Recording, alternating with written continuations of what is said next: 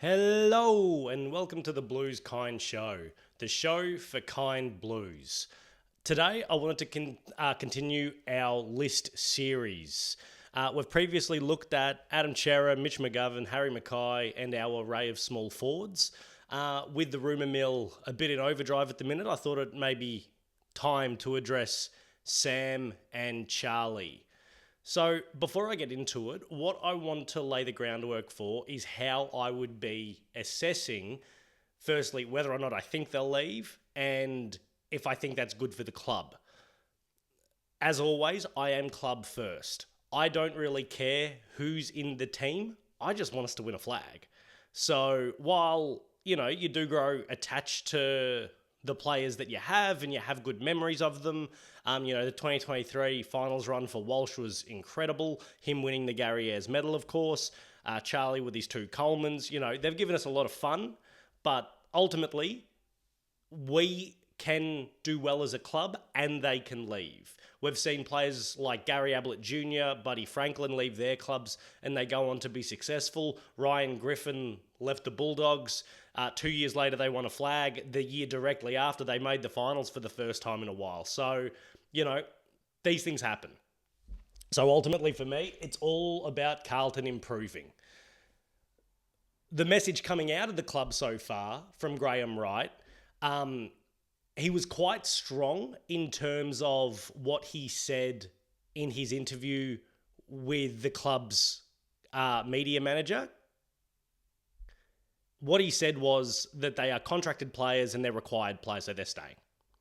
However, when he did his media scrum, he said, I hope they're here next year. Now, that quote wasn't just about those two. It extended to 5 players in total, but they're obviously a part of that group. So there's a little crack that, if someone was to come with an offer, they're probably available.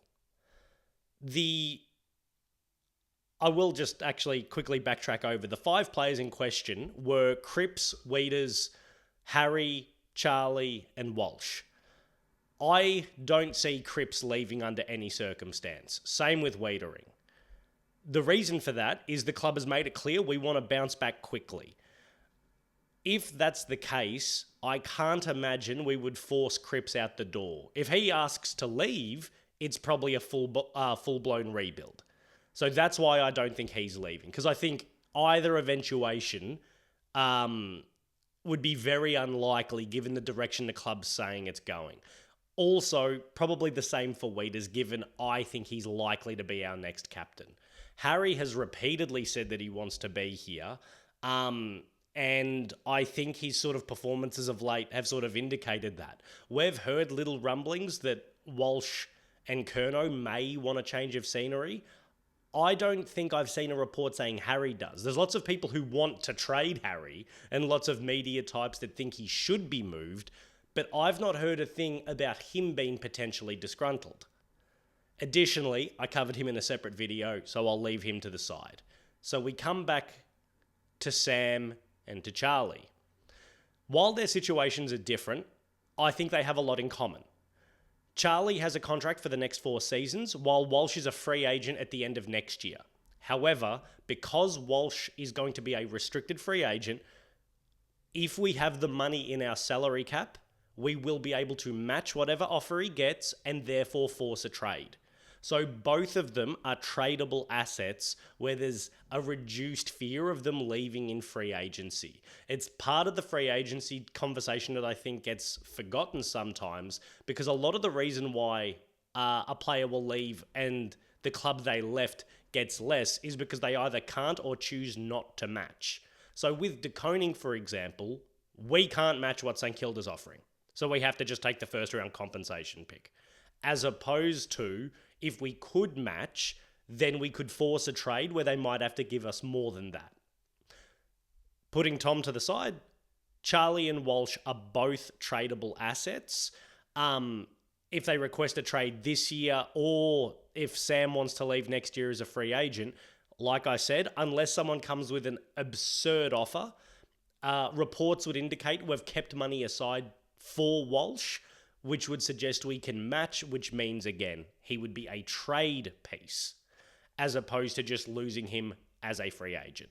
So, to sort of put the pieces together, if Graham Wright is saying we want to try to bounce back quickly, he also said, like, we need to get more good players onto the list. That would sort of indicate to me that he doesn't want to lose either player unless a very substantial offer was to come back the other way. Therefore, we wouldn't get market, we'd get market plus a premium. If that's the case, and if the trades, are logical to what we want to achieve in 2026 and the years shortly after, I personally think trading them would be okay. If they are disgruntled, like I mentioned, club first, if they are disgruntled, then I don't want them at the club anymore. It's not in their best interests to stay, and it's not in ours to try to, convince guys that may not want to be there. It's much better to move them on, have the people who are there want to be there, work in unison and without dissension, as opposed to having guys who are a bit resistant, especially when they're club leaders. Because as club leaders, they're meant to set a good tone. I'm not saying Walsh and Curnow aren't setting a good tone, but if they are currently disgruntled and they become further disgruntled, or they just become disgruntled for the first time, that could be disruptive within the group. So I would rather move them on, especially if you can get a premium return for them. What I would say is the starting price for them is essentially the Jeremy Cameron trade. I want to be clear, I think Jeremy Cameron is better than both of them. However, at the time of being traded, Charlie is about the same age, whereas Walsh is a little bit younger, and they're under contract / under trade protection. We are not obliged to get rid of either of them. As a result, I would rather that we start at where the Jeremy Cameron trade started. For those that don't maybe remember, in 2020, he was traded for Geelong's first round pick that year. Geelong's first round pick that year, 2 future firsts, one of which they acquired from the Tim Kelly trade with West Coast, and a future fourth. We can forget the future fourth. Let's just say it's the equivalency of 3 first round picks. I personally don't want to get 3 first round picks for each of them because 6 first round picks is not going to help us win any games next year. Maybe a little bit of topping up would be great, but I would rather to see a pick and player package, or if you could just get really star players, that would be excellent. Now, I'll start with Sam first. Sam is rumoured to be most likely to go to Hawthorn and the Cats. Personally, I have no interest in trading with the Cats because I don't think they're going to give us anything that we would actually want to have. I don't think they're going to give us Max Holmes. Bailey Smith's been excellent this year. He's been there for 1 year. I sincerely doubt that they'd offer something up like that. What that suggests to me is that it would be a lot more pick-heavy package. The same applies with Charlie when I come to speak to him, by the way. Geelong, I have very little interest with. That sort of just leaves Hawthorn for Sam. Now, for the Hawks, I feel much better about it. Well, firstly, they have our first round pick this year, which at the minute is pick 5. That's a really good starting place for the deal. They also have their own first round pick. They also have, their future first round picks as well. In addition to that, they have a number of players that I think are really interesting. The first is Nick Watson. I know he re-signed earlier this year, but you need to give something to get something. Like I mentioned, we should not be looking at trading these guys unless we can get something around a 3 first round pick, sort of starting point. Therefore, a player like Nick Watson is the sort of guy Hawthorn might need to convince into leaving. However, if they don't want to lose him, they have a lot of other players that I'd also be keen on.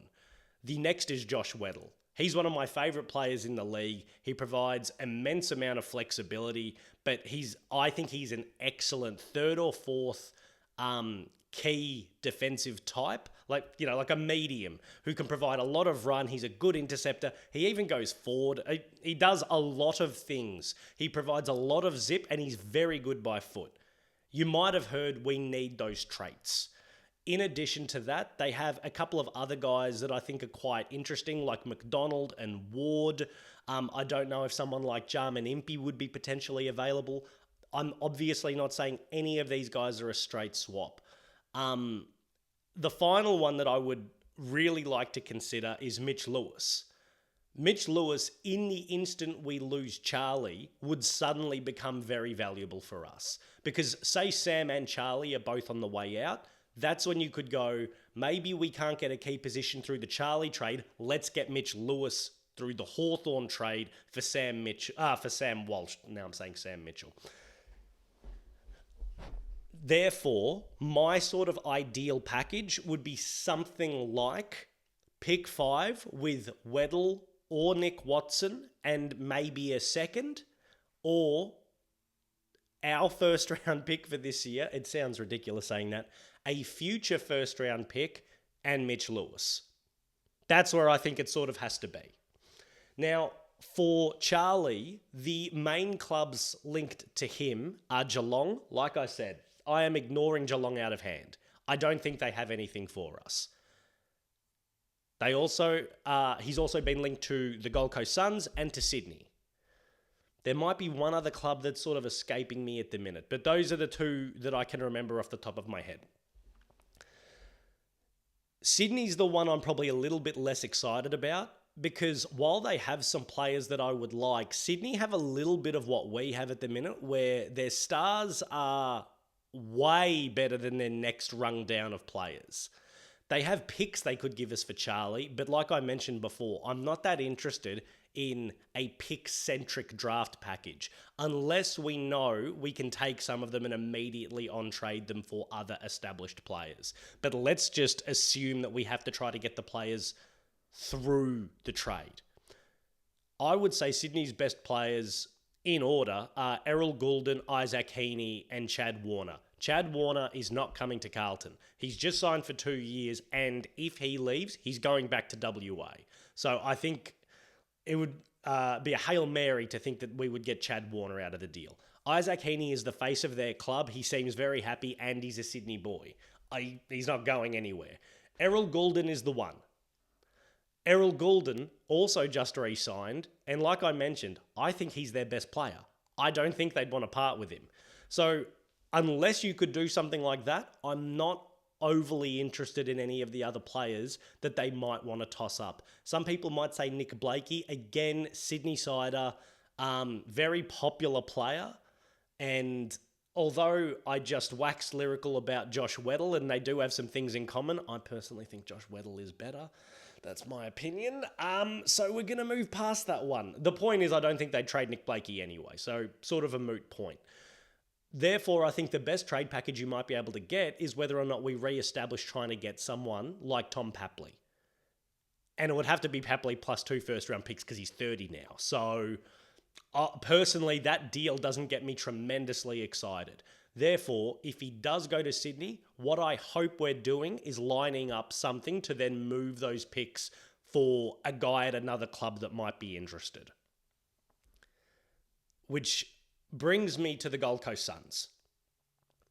There are 4 players on the Suns that I would really like to bring to Carlton, and I think all of them are eminently gettable. One of them is Ben King. As Carlton fans, we just saw what Ben King did to Jacob Wiedering. And I know not all 6 were kicked on Jacob. I'm not saying that at all. But he was excellent. He was absolutely excellent. I know that him and Harry have a bit in common. I think they'd work together just fine. And I think they'd be an absolute matchup nightmare. 2 6'8" guys, both really quick. Ben is an excellent shot at goal. An excellent shot at goal. Harry, I think, is a little bit better further up the ground anyway. So I think they do actually have some complementary elements to them. The next player that I'd be interested in is Bailey Humphrey, a really, really good half-forward midfielder type, really aggressive, has no conscience around goal, and that might sound like a bad thing, but hey, we need some guys that have no conscience around goal, who are really willing to sort of take on the moment. Sam Flanders is another one, especially if we're going to lose Walsh. A guy like Sam Flanders, who is a very developed inside-outside type midfielder. He's got great burst, pretty good foot skills, natural accumulator.